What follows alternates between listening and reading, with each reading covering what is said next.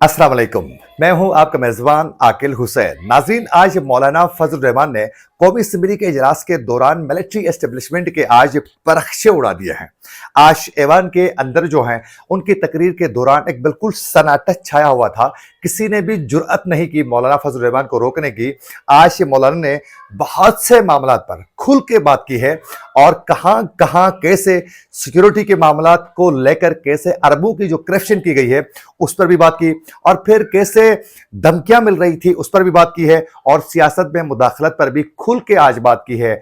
मौलाना फजल रहमान के बहुत अरसे बाद इतनी सख्त तकरीर पार्लियामेंट के अंदर कौमी असम्बली के इजलास के दौरान जो है वो देखने को मिली है। आज के प्रोग्राम में उनकी तकरीर की मुकम्मल तफसीलात आपके सामने रखेंगे।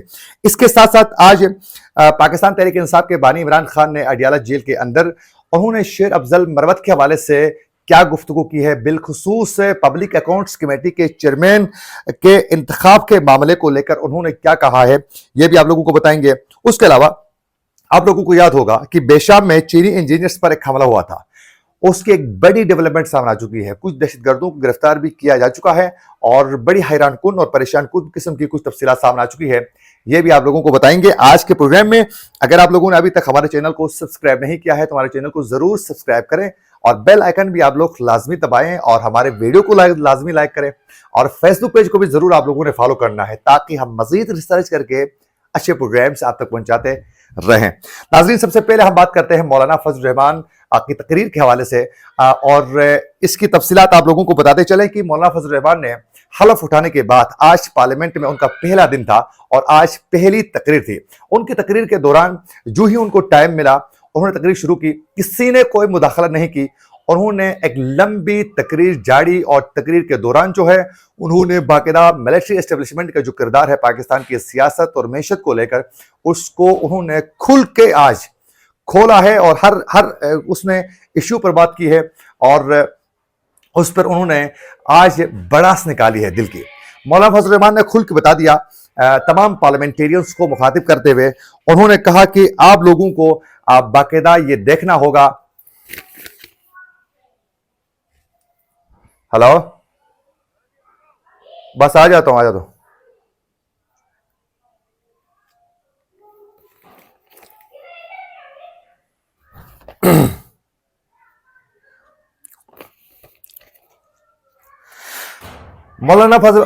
मौलाना फजल रहमान ने सबसे पहले तमाम पार्लियामेंटेरियंस को मुखातिब करते हुए उन्होंने कहा कि आप लोगों को यह मालूम होना चाहिए कि ये जो पार्लियामेंट है हमें यह मालूम हो चुका है कि ये जो ऐवान है ये खरीदा जा चुका है और ये असेंबलियां बेची जा चुकी हैं। अब इसमें मर्जी के लोगों को बिठाया जा चुका है।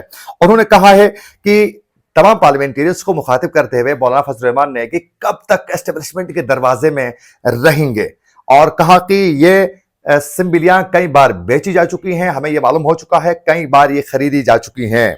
और उन्होंने कहा कि हमने अपने हाथों से जमहूरियत बेची है और साथ साथ मौलाना फजल रहमान का यह कहना था कि कानून के तहत जो लोग हमारे मातेहत होने चाहिए थे आज हम उनके ही माते चल रहे हैं।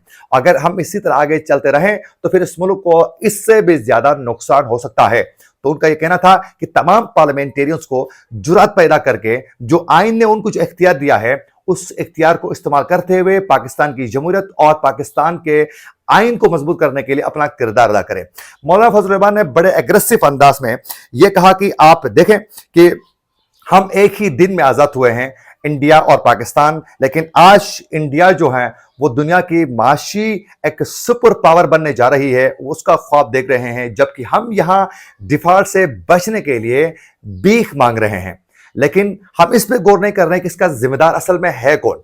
और फिर बात आती है दोबारा सियासतदानों के ऊपर कि सियासतदान इसके जिम्मेदार हैं, सियासतदानों ने यह सब कुछ करवाया है। उनका यह कहना था कि हमें इस पर देखना होगा कि आखिरकार हम इस नहज पर क्यों पहुंचे हैं।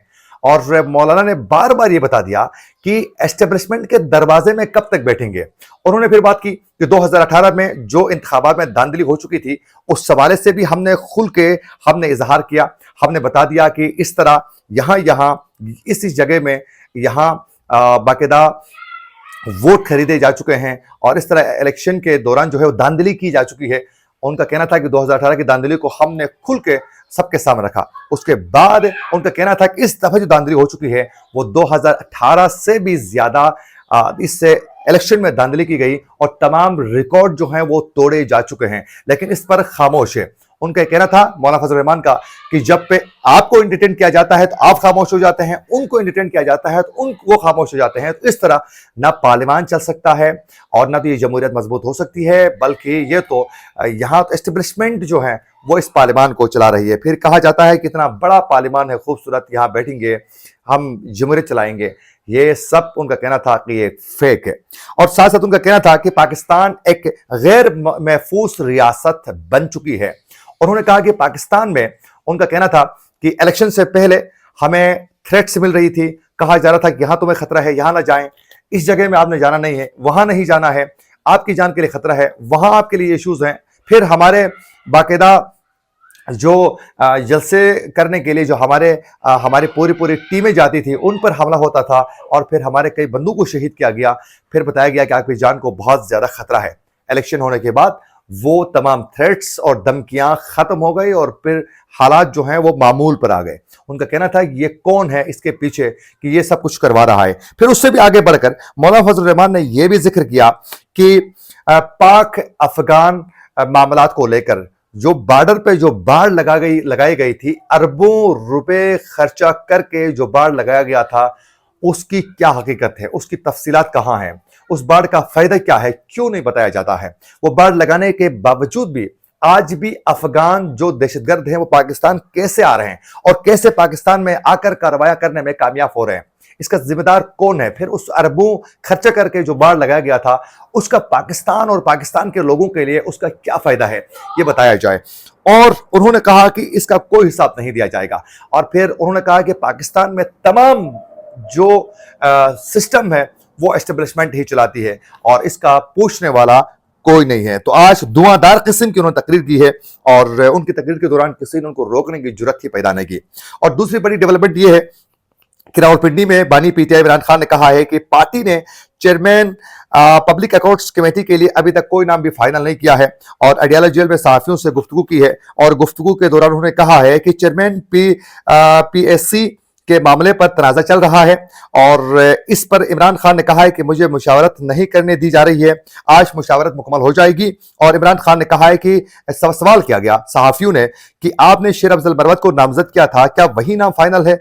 उस पर उन्होंने कहा कि अभी बाकायदा हमारी मुशावरत जारी है, इस पर कोई भी नाम फाइनल नहीं हुआ है। सहाफी ने सवाल किया कि शेर अफजल मरवत का नाम वापस लिया गया है, कौन सा नया नाम तजवीज किया है। इमरान खान ने जवाब दिया कि चेयरमैन पीएससी के लिए अभी कोई नाम फाइनल नहीं किया गया है, कल तक करेंगे। सहाफी ने सवाल किया कि आप किसी को नामजद करते हैं तो पार्टी लीडरशिप नहीं मानती है, पार्टी में क्या चल रहा है। इस पर इमरान खान ने कहा कि हमने शेर अफजल मरवत का नाम दिया था लेकिन अभी मुशावरत जारी है। तो यूं शेर अफजल मरवत का नाम जो है इसमें फाइनल नहीं हुआ है।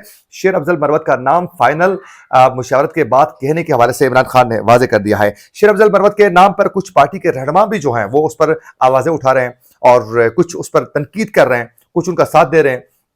अब देखना यह है कि वो एक्सेप्ट उनका नाम हो जाता है या नहीं, ये आने वाले दिनों में ही पता चलेगा। तीसरी और बड़ी खबर यह है नाज़रीन कि जो बेशाम में जो चीनी इंजीनियर्स पर जो हमला हुआ था उसमें 4 दहशतगर्द जो मुलविस थे उनको पकड़ा जा चुका है और बताया जा रहा है कि मजीद उनसे तहकीकात जारी है।